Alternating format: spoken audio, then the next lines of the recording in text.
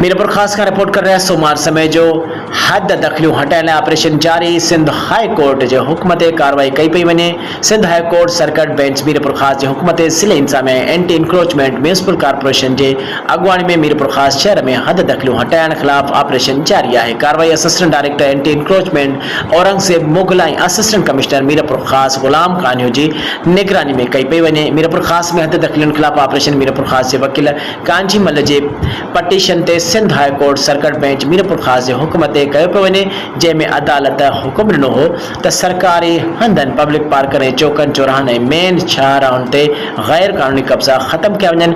हिन वक़्तु जरवार चौक खां चांदनी चौक ताईं हद दखलियूं हटाइण जो अमल जारी आहे, जंहिंमें दुकान ऐं ॿियूं गैर कानूनी तामीरूं ड्राहे ख़त्म कयूं पियूं वञनि। ऐं सिले इंसान जो चवणु आहे त इहो ऑपरेशन मुकमल थियण ताईं जारी रहंदो, कंहिंखे बि कानून खे मथे न सम्झियो वेंदो।